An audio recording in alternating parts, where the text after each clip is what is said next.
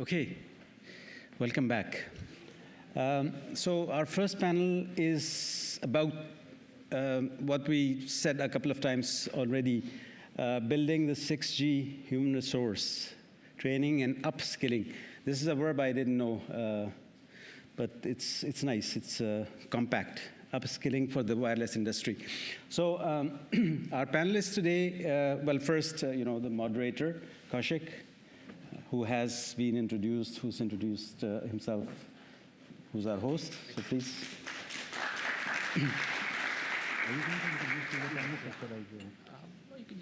Yeah, okay. And then we have our friend Paolo from All Be Smart, who's not just the founder of his company, All Be Smart, but also is a professor in Aveiro, if I'm not wrong. Welcome, Paolo. Mehdi from Viavi, who is a research engineer at Viavi in Paris. Paris. Welcome. Hongwei, who's a professor at Iowa State and very active member of all the open source activities and also very present at the OAI Alliance and a close partner of OpenAirInterface. Welcome, Hongwei. And then we have our colleague Syed from Penn State, who is a big contributor, with his team, on security aspects of OpenAirInterface. He's done a lot of studies using OAI for security. And we have recently started collaborating quite closely. So welcome, Syed. Over to you, Kaushik. Well, thank you, Irfan. Thank you very much. And thank you for all of you for coming to this panel.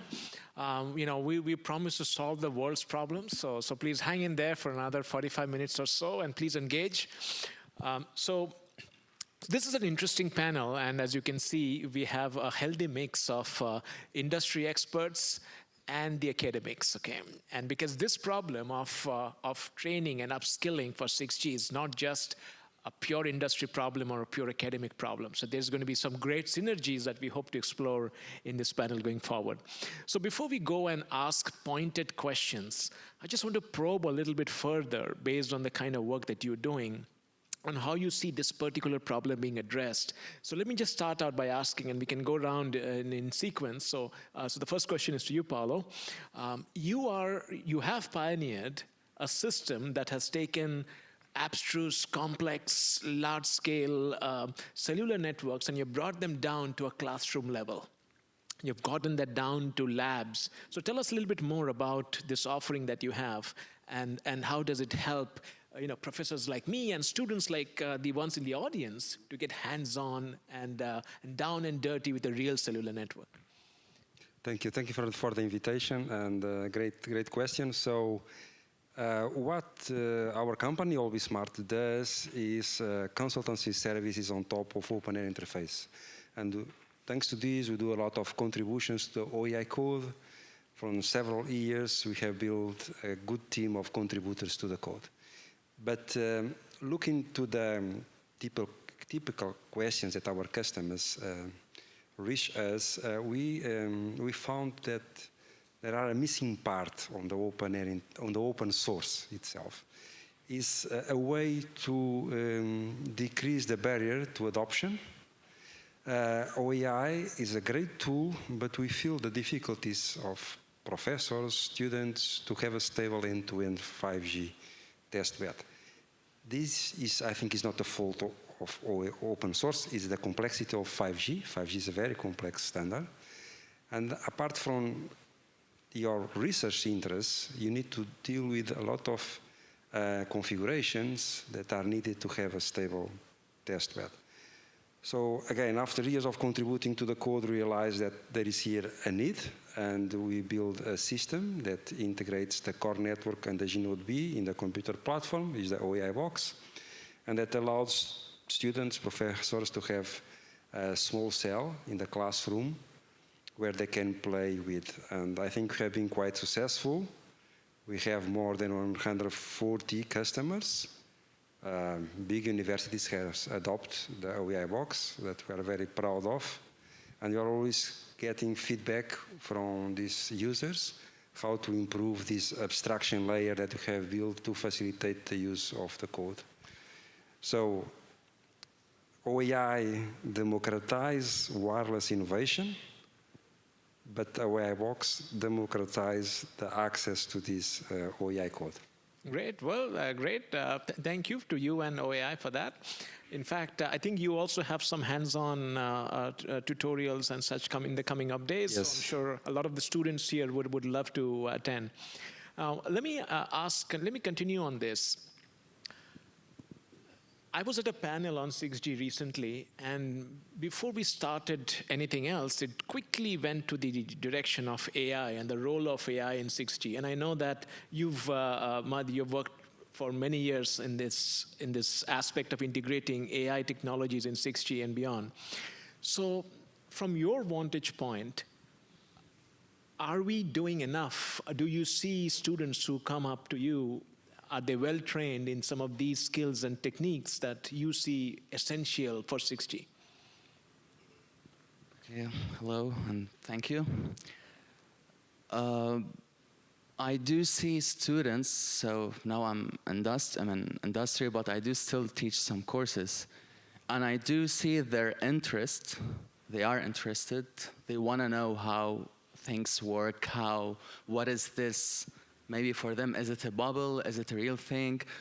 They're saying reinforcement learning, deep learning, large language models, all that. Their question would be, we want to know more. We want to see how to do it, how to integrate it. They want a starting point. And here you would wonder, what should I deliver for them as a starting point? Greatly, we have OAI. It's an open source. That should be part of the equation.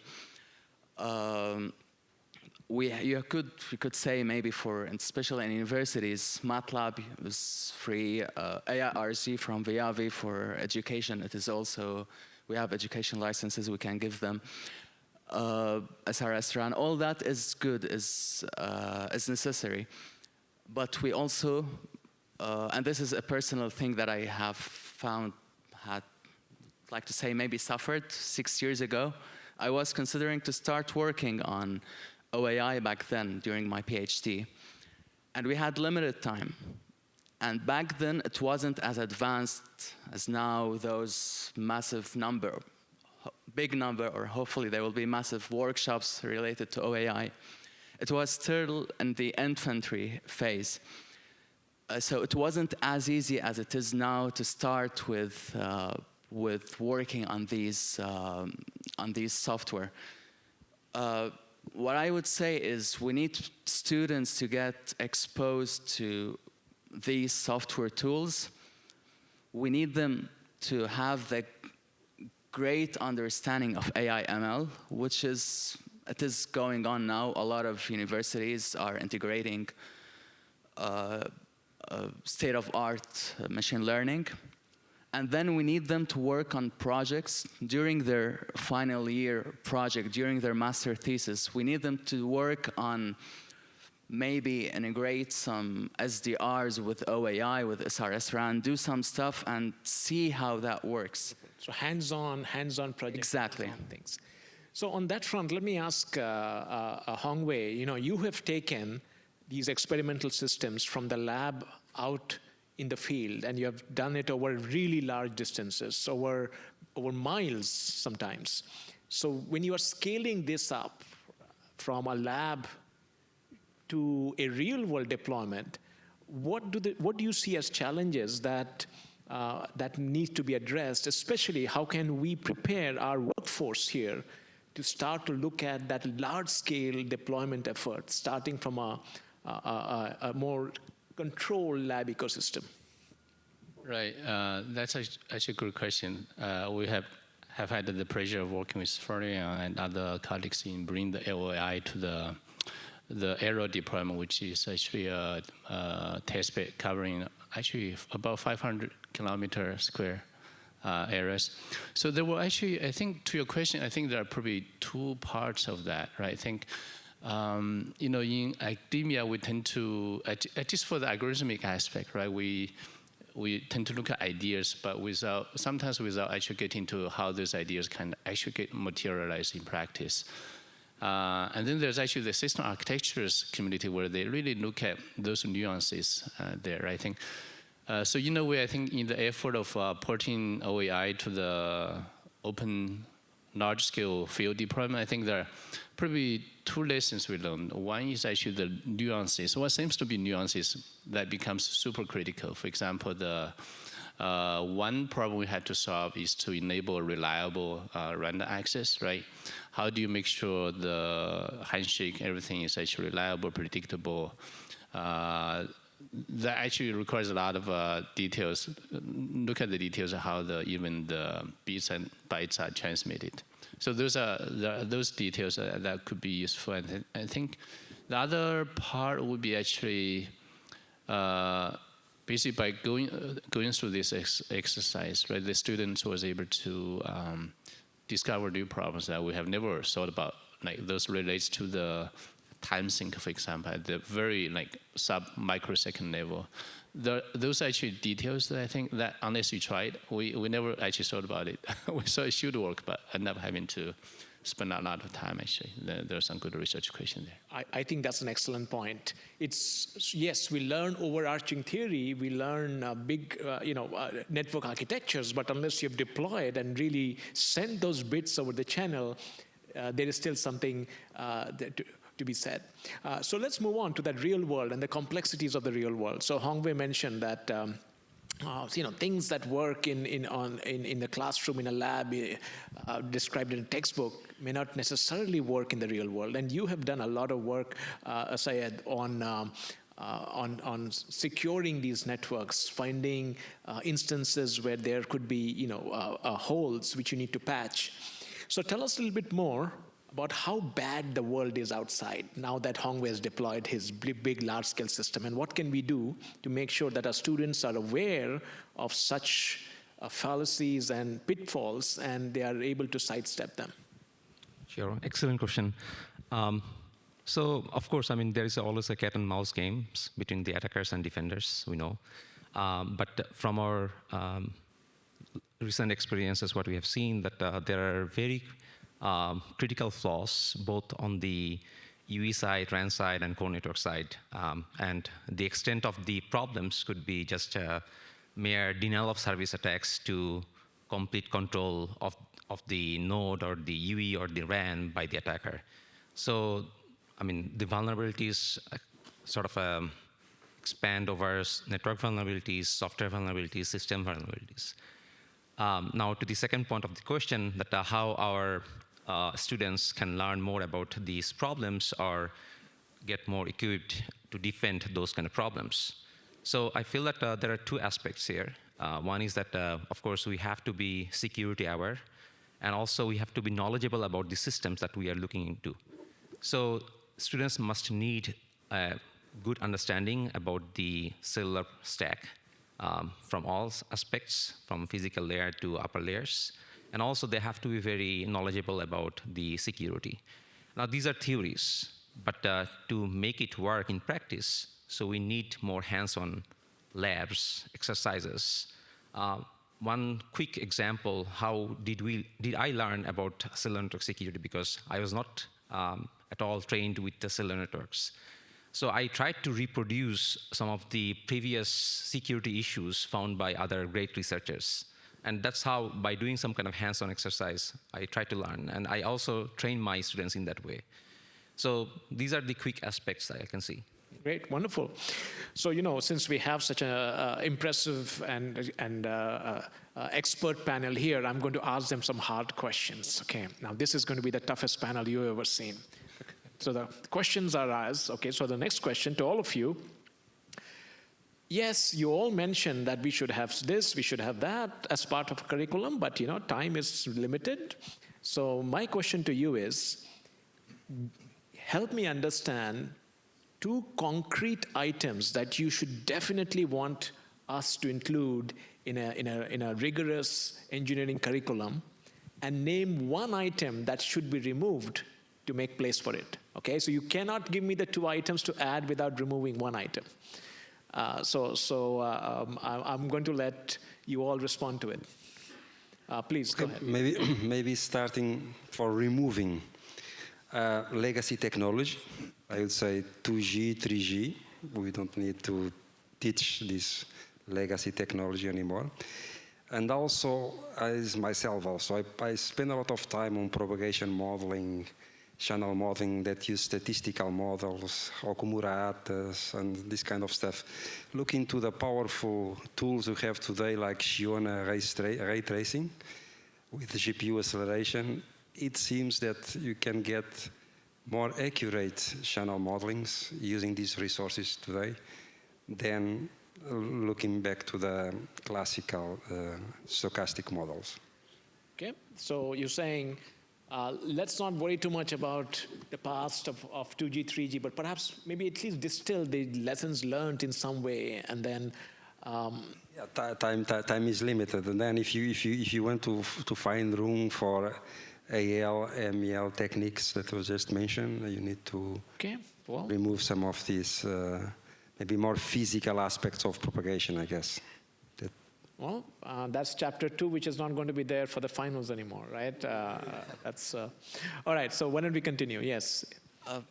Personally, what also came to my mind is 2G, 3G, PSTN, telephony, but I'm not for completely eradicating them. I'm for teaching them lightly, not spending much time in the era of ChatGPT.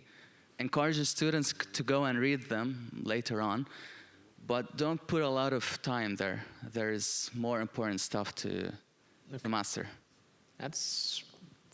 Sounds you're more or less aligned, but maybe that chapter 2 might just appear, if not in all detail. Actually, I believe that if you want to keep innovating, you should not forget that you need to keep seeing the full story, right. Not cutting the previous chains, because those previous chains are what created that the current 5G and 6G. We need them, but lightly. Sure, and we need new creative errors to make, because now we need to make new ones, right? So, wonderful. Hongwei, please, do you have a thought on what we should remove? Yeah, maybe I think 2 things to add would be, 1, I guess, would be the integration of at least some of the advanced courses with the physical entities, right? Physical processes. Look at integration of the OAI, for example, experiment with application experiment to understand, for example, some of the grand challenges we have today, right? How to enable predictable HRLC capabilities. That's one. The other, I think I would love to say, if possible, would be to bring the kind of open source 5G experimentation hands-on work down to undergraduate level education. Like before kids graduate from undergrad, they can actually do that. And in terms of what to get out of the curriculum could be actually that's a need to make that happen, for example, so that can we somehow build modules or build enough baseline so that kids, not everyone has to know all those nitty-gritty details of that's in the standard, so that kind of lower the barrier of entry in the learning process. That's great. Thank you. I think I believe that we need to know the basics, the foundations of these cellular networks. I agree or somewhat disagree with most of the panelists that we need the previous generation's knowledge, which has a foundation we should use for 6G. What went wrong, how the sort of design has evolved from 2G, 3G, 4G, 5G, and next 6G. But what we can remove is that we all know that the 3GPP specifications, these are hard to understand. Sometimes we don't actually need to understand all of it. So I feel that in the lectures, I usually remove those 3 GBP specifications to teach rather I try to provide the core concept. So that's in theory. Again, echoing with Honghui that we need more lab experiments to include. That's missing. One of the reasons that is missing currently is the lack of resources, I believe, that we need software-defined radios, which are expensive, of course, sometimes if we use B210 or more, other ones. So I feel that we need more resources, more capabilities to include those hands-on experiments. Well, great. By the way, we will have an open audience session. So if you have questions, please start to note down. We're going to pass the mic around soon. But before we go there, I have a few more questions to ask this expert panel. Now, again, since this is going to be the most difficult panel you've ever been in, I'm going to subject you all to a lightning round. Okay? Now, you don't know what the questions are. I've never told you this before. But just a very quick, you can answer yes, absolutely. You can say no, impossible, or you can say moderate. Okay, so you have 3 choices here. So first question. There was a time when wireless was somewhere on the lower excitement side, but suddenly we are finding a lot of students who want to take on more specialized wireless courses, make a career in it. So the question to you is, wireless is great again. Do you agree, disagree, moderate? Moderate. Moderate, all right, sir. Go ahead. I'm for moderate, yeah. Moderate. I would say yes. Yes, thank you. Yes. Yes. Well, we have an evenly split panel, but you see the academics are more enthusiastic about it, though, which is an interesting observation. All right. Yes, indeed. So let me ask you another question. Now, this one is, again, a question near and dear to our hearts now, right? So as you know, new tools are coming up. AI is transforming the way we access information. Within universities, we continuously face challenges on how much of AI should be integrated into a rigorous course curriculum. Like how much support should a student have in solving maybe a difficult homework problem, a difficult project problem, and so on.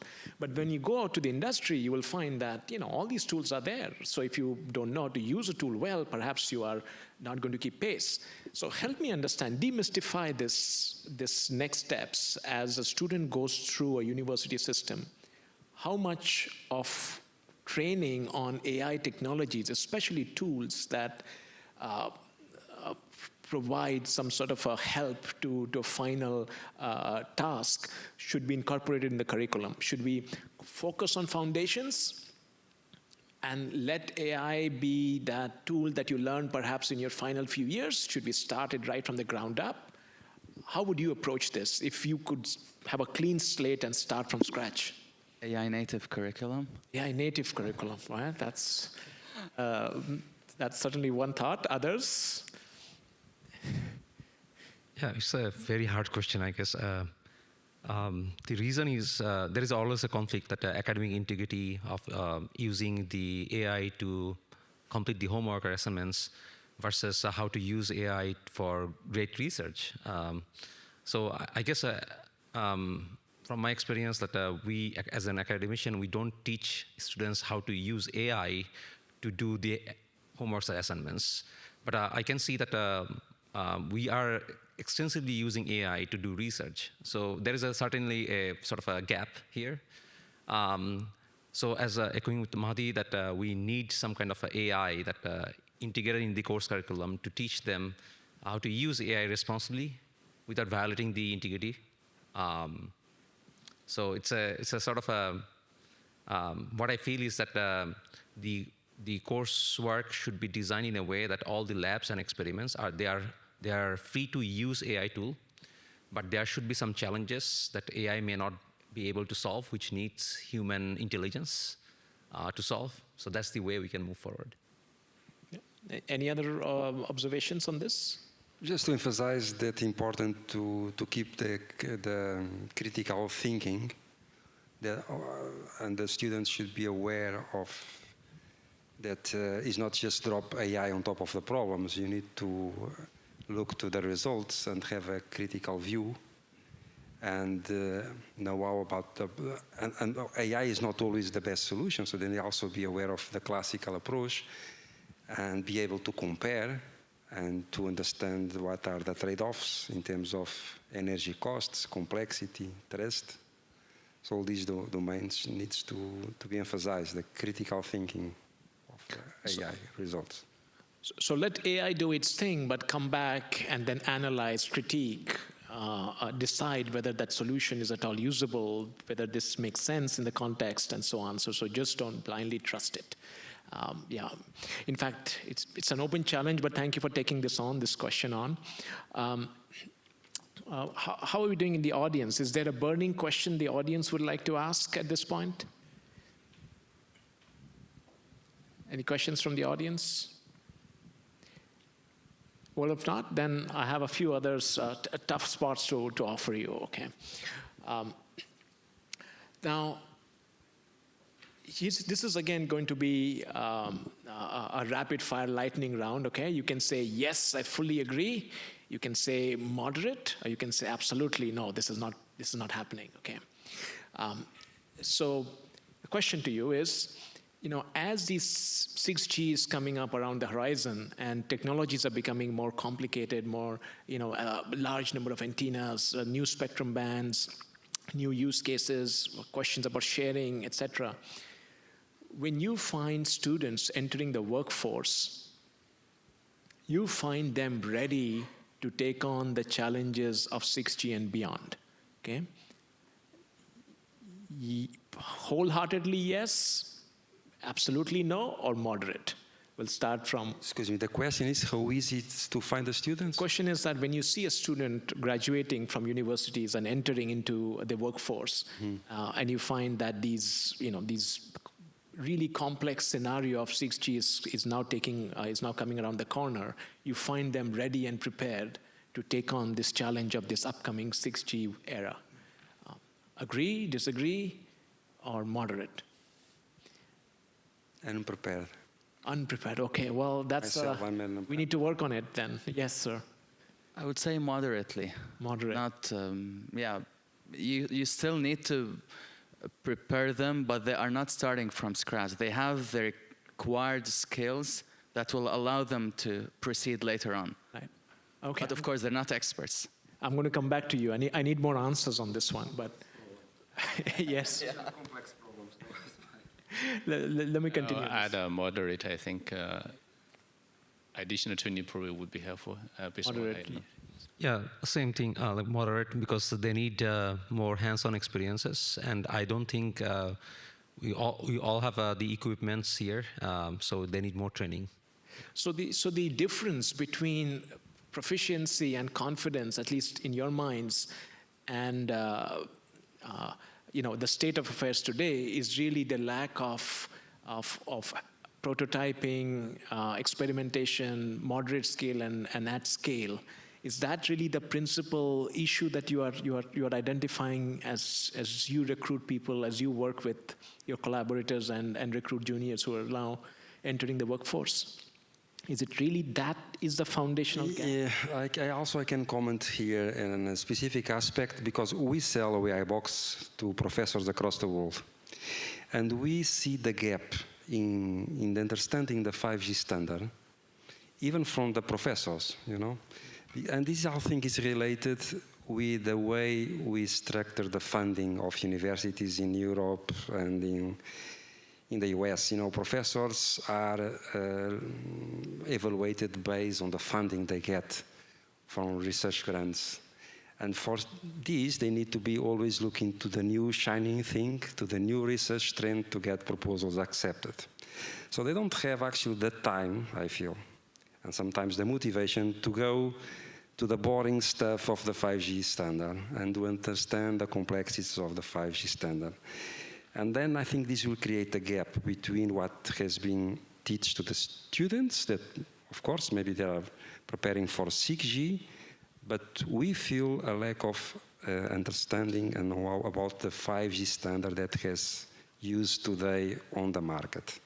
So there is here a gap, and this is why we decided to create a 5G lab manual with exercises step by step where students can learn using OpenAirInterface from the physical layer, MAC, up to the security, and to speed up this process if a professor wants to create a 5G classroom where the lab manual also gives the background related with 3GPP. Because again, professors look to the standards as something that is old. I'm not going to publish a paper if it's related with a standard. I'm always looking for the new thing. Well, yes, although in defense of all academia, if I can hold a flag here. You asked me to be provocative.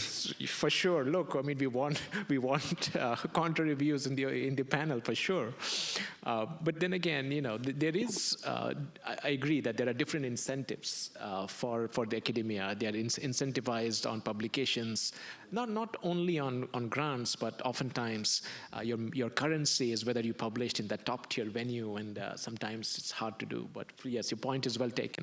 There was a question in the audience. Is there an audience mic that can be passed? There's a hand here. I mean, I can throw it from here, but it may not be the most efficient way. For being so fast. Thank you. I'd like to share a little experience and get some. So if you can introduce yourself and then ask the question, that would be. My name is João. I just graduated from the Wireless Intelligence Lab at Arizona State University. And while transitioning to industry, I faced some difficulties. And I wanted to share with you these difficulties and get your feedback on them to see if you think this is the case for other people too.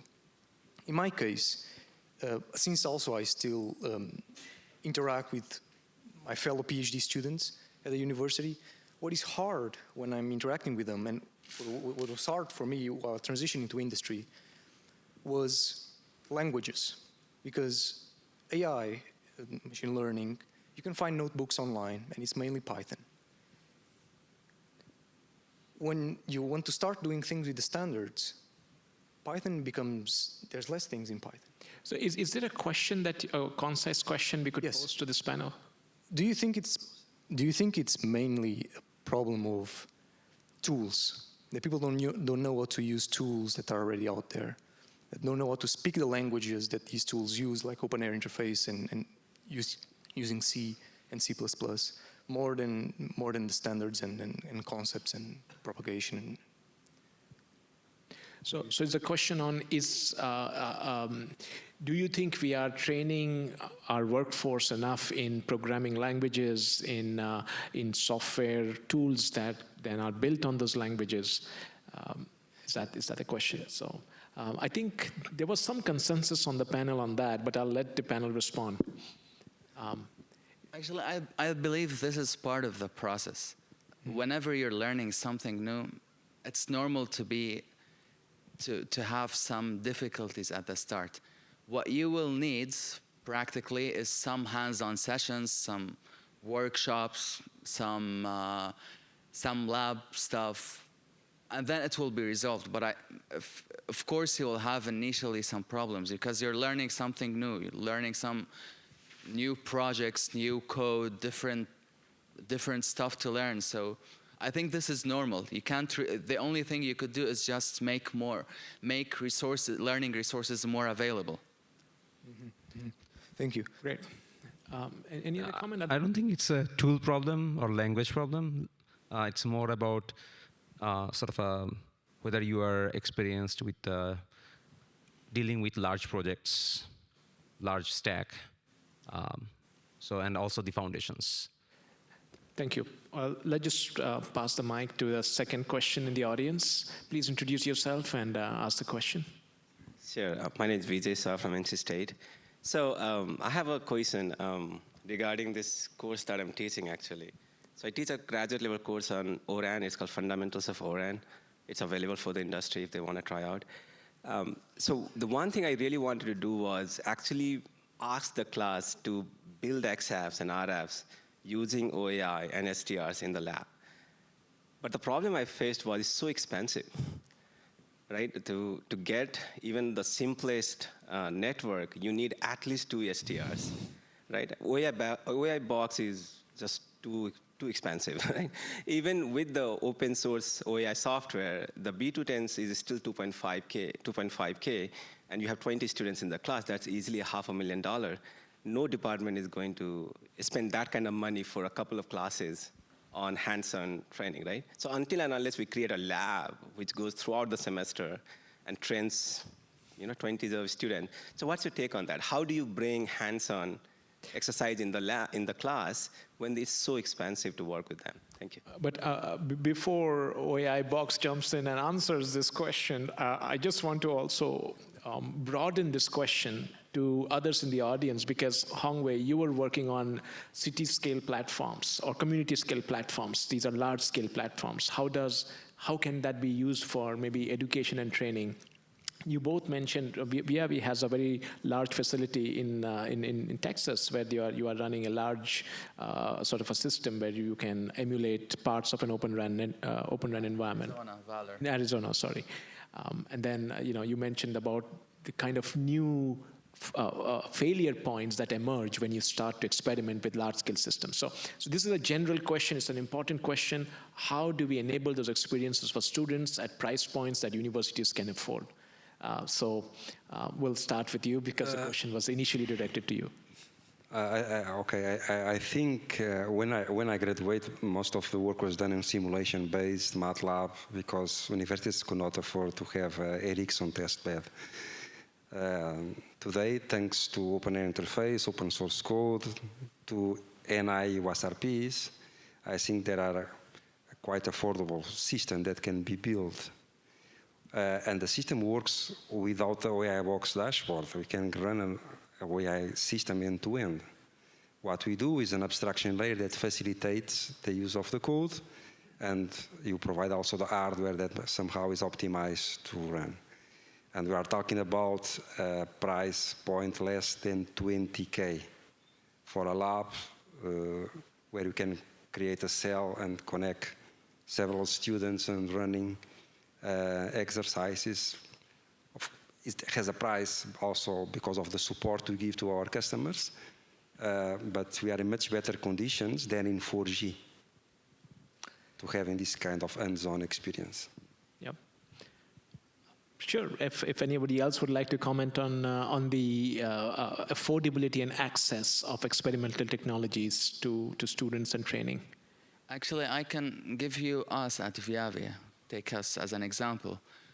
For universities, the AIRC is, we are providing sometimes sort of free licenses. Valor Lab itself, universities can have access, free access to it. So hopefully this could partially solve this physical resources thing. Because you just don't want to, if you want to simulate, okay, I will tell you use the AI RAN scenario generator or as a digital twin.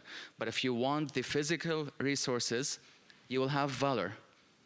Of course, if all universities want to use that, then we will need more than one Valor. We will need many Valors. But I think that's the way for it. Sounds great. Quick comments from... maybe just to add to it, right? This is like packet switching versus circuit switching, right? Like, so we do need a resource pooling to address this, right? I think that's why the country has been investing all these community resources. In ERA, we have been actually using ERA for education. We have even other institutions using ERA for their classrooms. We are also building programs where you can take we have modules that you can take, and also, yeah, I think collaboration. I think instead of every school having its own dedicated resources, what if we can collaborate in building shared infrastructure, but also collaborate in building learning materials? I think that way we can probably have much better impact than what we can do individually. Sounds great. Yes. Yeah, I guess Hongwei presented told it a very. In a very good way that we need more collaboration. And also, like sometimes it happens that we try to use those open source deployments, but we see that it's not easy to use, again, like for others who are not the core developers or core users of that platform. So we need more configurability, programmability, if you want to change anything, any configuration or any module. So sort of Vijay is asking like whether we can add a new XApp. But for new XApp, we need to change also in E2T terminal, right, in the RAN side. So how easy to change in the RAN side so that a new XApp will be provisioned? So that's not easy. So we need more sort of programmability, usability, sort of how flexible the platform it is to change by the users. And oftentimes, all this reconfigurability comes at an expense, which is a careful dance.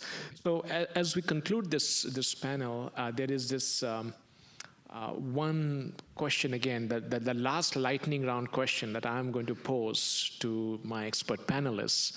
And this is apt because we are talking about open source technologies. We are in the OAI workshop. So the question to you is, again, you have three options. Wholeheartedly agree, you are all gung-ho about it. You feel this is really not the right approach. Or there's a moderate level of enthusiasm, okay? So the question to you is, open source will save the world. We must all invest in open source technologies. We must train our students in using open source and contributing back to open source. I agree, yes.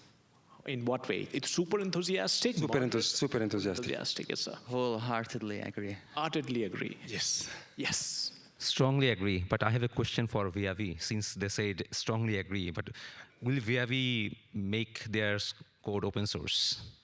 Good question. Maybe the open source will keep pushing us to excel also, because we push each other. Okay. But we are funding open source projects. It's an ecosystem, so we are all in the same boat here. Like Microsoft and Linux, and now you have two great operating systems. Right, indeed, indeed. So it seems at least the panel agreed on one point at the very end. I don't think we have time. We should move on to the next programming. Unless I think there was one question at the back, so I'm inclined to give that one. All right, all right. Rob from the UK Telecommunications Laboratory. With some of the emerging threats like Stock Typhoon, the South Korea hack, do you see a need for cybersecurity training for telco pros? So would anyone like to take that? Cybersecurity? So what kind of training we need to detect or prevent those kind of issues? Sort of like general, sort of like secure coding practices, sort of like blue teaming exercises, just general cybersecurity. Yeah, general things like just updating your routers, things like that, because that was the issue with Salt Typhoon. It was old Cisco routers with known vulnerabilities in them. I haven't had much information about the South Korea hack, so just general cybersecurity hygiene is what I'm after, yeah. I think this question can also be cast in, in the light of the more we look at disaggregated networks, more of these vectors start to open up. And the question is, how do you train and safeguard these holes that exist? And also, how do you train the students and the workforce to be cognizant of this? I think yep, excellent question. So, of course, we have to follow the software security guidelines, but to be honest, those are not enough. Those are at a very high level. So one can say that let's use the existing tools, security analysis tools or forensic analysis tools to see what happened. So those work in some extent, but the nature or complexity of 5G or Next.js stack is so complex that we need more sort of expert in both in security, software security, system security, and the 6G expert. So to train those, to train the workforce, I guess we need, first of all, we need to train them, grow the foundational knowledge, and also I will echo with all the panelists that hands-on experience and deal with the large and complex networks, configuration of these, all the containers, microservices that we'll deploy, and continuous monitoring. But question is, still the existing continuous monitoring tool, they failed. Why? So they are not designed for cellular networks. they are designed for general purpose systems. So we need to customize them to sort of prevent those kind of problems in telco industries. Great. Any other questions from the audience? We might have maybe 2 more questions we could take if there is time, if there's interest. Any other questions? Well, if not, then I think we should move on to the. Is there a question? You have a question? Okay. No. I'm Ali from UC San Diego. I think one of the problems that we have, considering that the 6G is looking at AI and ML, is data collection. So if you want to do some data collection, you need to go through the code base, pull up the parameters from every layer, and it's extremely hard for someone who wants to do AI research in 6G.